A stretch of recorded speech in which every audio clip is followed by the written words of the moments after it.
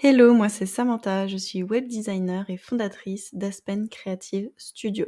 Je crée des sites internet pour les entrepreneurs créatifs à l'aide de la plateforme Showit, qui permet d'avoir un site très original, facile d'utilisation, sans code, sans prise de tête. Dans cette vidéo, on va voir ensemble les nouveautés Showit d'avril 2022. Il s'agit des ombres portées et des dégradés.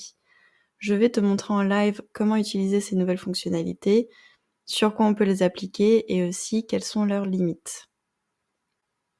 Pour explorer ces nouvelles fonctionnalités, on va s'appuyer sur le template H qui a été développé par mes soins et qui est en vente sur mon site internet aspencreative.studio. Tu trouveras le lien dans la description si ce template t'intéresse et que tu souhaites créer ton site facilement en une semaine sans avoir à partir d'une page blanche. En fait, les templates te permettent de partir des pages que j'ai créées avec stratégie. Tu as 14 pages préconstruites à ce jour. Il va y en avoir des nouvelles dans le futur auxquelles tu auras accès automatiquement. Et tu as accès à tout mon accompagnement pour que ce soit facile à prendre en main pour toi et que tu puisses vraiment lancer ton site en quelques jours plutôt que de passer des mois à créer ton site. On est donc sur la page d'accueil de H. Je vais créer un nouveau canvas vierge, ce sera mieux.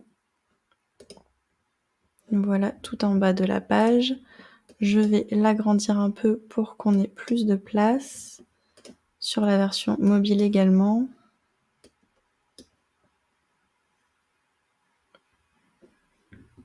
Et je vais désactiver le mobile overlay pour qu'on puisse y voir plus clair.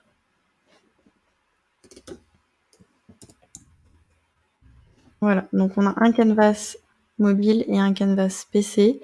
Et on va commencer par les ombres portées. Donc les ombres portées, c'est la petite ombre que tu peux voir auprès d'objets. Et en fait, on peut le mettre soit à l'intérieur, soit à l'extérieur.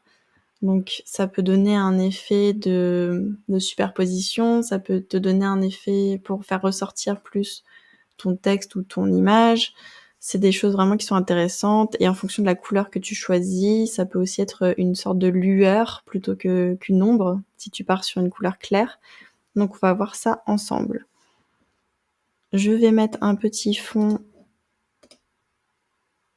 beige sur PC et mobile et on va faire pour cet exemple une sorte de Polaroid. Pour ça, je crée un rectangle. Donc par défaut, il est mis en couleur 1. Je vais le mettre en blanc sur PC et mobile. Et je vais redimensionner pour avoir une forme rectangulaire plutôt en mode vertical. Voilà. Et ensuite, on va mettre une photo. Par exemple celle-ci. Que je vais placer à l'intérieur en laissant plus de place en bas pour un effet Polaroid.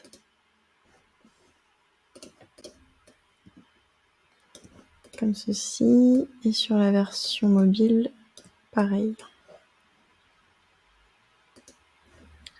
Voilà. Donc là, on voit que ça fait un peu effet rectangle avec une photo pour donner plus de dimension en fait à cet élément. On va rajouter une ombre, comme ça on aura l'impression que c'est un Polaroid par exemple qui est posé. Pour ça, on va dans Effects et on a Drop Shadow qui veut dire ombre portée. Et je vais mettre une ombre externe, outer. Si je veux une ombre interne, c'est inner. Donc là, je vais mettre outer. Donc là, on voit qu'elle s'est mise par défaut. Moi, j'aime bien quand c'est sur la gauche. Donc là, on a l'axe des abscisses et des ordonnées, si je me souviens bien de mes cours de maths. Et du coup, en fait, en changeant la valeur, on passe soit de la gauche à la droite pour le X et du haut vers le bas pour le Y. Donc là, je vais mettre -4 par exemple. Et là, j'aimerais que ce soit plus en bas, donc je vais mettre +4. Par contre, à mon goût, c'est un peu fort. Moi, je préfère quand c'est plus subtil, donc je vais changer l'opacité de la couleur. Donc là, on voit que j'ai mis 10%. Et là, on a quelque chose de beaucoup plus subtil. On va faire la même chose sur le PC, donc Drop Shadow, Outer, mettre 10%, moins 5, 5, et on peut jouer aussi sur le floutage, mais ça me convient comme ça. Pour renforcer l'effet Polaroid, je vais faire une superposition. Donc j'en ai mis un deuxième, j'ai fait un copier-coller, j'ai sélectionné du coup mon rectangle et ma photo. On voit qu'ils sont sélectionnés, j'ai fait CTRL-C, CTRL-V, et ça m'a copié-collé. On va faire un peu d'angle pour que ça soit plus naturel, donc -3 par exemple. Et je vais faire pareil de ce côté.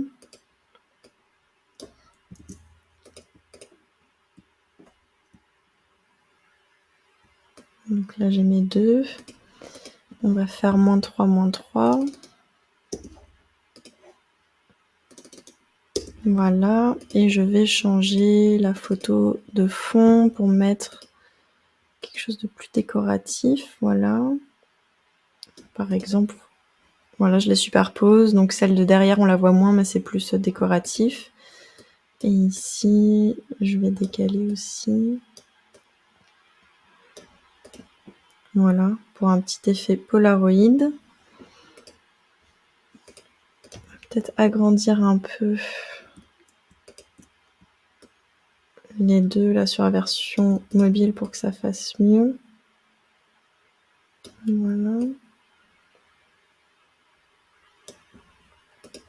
Voilà, donc un effet Polaroid facile. Et donc en fait, cette ombre portée, elle s'applique aux images. Donc je pourrais mettre là-dessus, aux formes. Donc là, on a mis un rectangle, c'est une forme. On peut aussi mettre une ombre portée sur les vidéos, sur les icônes, sur les textes. Donc si je prends une icône par exemple et que je retourne dans Effects, on voit que je peux mettre une ombre externe. Donc ça peut permettre de faire ressortir des choses. À manier avec parcimonie parce que ça peut donner un côté un peu kitsch si on en fait trop. Et au niveau des textes, c'est pareil. On peut rajouter des ombres portées pour éventuellement faire ressortir les textes. On peut modifier la couleur, la position, le floutage, comme on a vu pour le rectangle. Donc voilà, pour l'ombre portée, c'est tout. À toi de le manier avec parcimonie, l'utiliser sur des éléments pour les faire ressortir. Moi, j'aime beaucoup l'utiliser quand on fait des superpositions. Si tu as un freebie, par exemple, ça peut être pas mal aussi. Par exemple, si c'est un iPad, si c'est plusieurs pages superposées pour qu'on puisse mieux les distinguer. Donc c'est top. Et maintenant, on va parler du dégradé. Donc le dégradé, lui, il s'applique sur des fonds, donc le background, ou alors des formes. On va créer une forme pour illustrer ça. Donc là, je crée ma forme. Et si je vais dans Shape Style, à la place de Color, je peux mettre Gradient. Donc ça veut dire dégradé. Et là, je peux choisir une couleur de départ, une couleur d'arrivée et choisir la rotation. Donc on voit que ça change la place des couleurs. C'est aussi simple que ça. Il n'y a pas grand-chose d'autre à dire là-dessus. Pour l'instant, en tout cas, les fonctionnalités sont assez limitées. On n'a pas d'options flou radial, flou linéaire qu'on peut avoir sur Photoshop, par exemple. Mais ça peut très bien suffire pour l'utilisation basique qu'on va en faire. Donc ça, c'est pour une forme. Et après, si je redimensionne ma forme, forcément, ça garde le dégradé comme je l'ai réglé. Et ensuite, on a aussi la possibilité de choisir de mettre un dégradé en background, donc en fond directement, plutôt que dans une forme. Et pour ça, il suffit de cliquer du coup sur le fond de son canvas et de sélectionner Gradient. Et là, c'est tout pareil, on choisit ses couleurs, la rotation, et on a notre fond dégradé sur mobile aussi, pareil, Gradient. Et on modifie à volonté. Il est aussi possible de l'appliquer sur la page entière. Donc si je sélectionne la racine de la page, on voit que je peux choisir aussi un gradient, donc un dégradé. C'est tout pour les nouveautés Showit en ce début avril 2022. J'espère que cette vidéo t'a plu. Si jamais tu as la moindre question, n'hésite pas à m'envoyer un message sur les réseaux sociaux. Tu peux me retrouver principalement sur Instagram à aspencreative.studio. Tu peux aussi te rendre sur le site si jamais tu souhaites découvrir les templates. Si tu veux m'envoyer un message via mon formulaire de contact, ce sera avec grand plaisir que j'échangerai avec toi autour de Showit, tes besoins, des solutions que je peux te proposer. Et si jamais tu as comme objectif de créer ton site ou de faire une refonte dans les semaines à venir ou les mois à venir, n'hésite pas à te rendre sur mon site pour télécharger le plan d'action pour créer ton site en 1 semaine, pas à pas, sans te prendre la tête. Tu auras tout mon planning suggéré, les erreurs à éviter, donc tout ça c'est disponible sur mon site internet. Si cette vidéo t'a plu, n'hésite pas à me laisser un pouce bleu, à me laisser un commentaire, à t'abonner à la chaîne si tu vas être tenu informé des futures mises à jour de Showit. Et je te dis à très bientôt.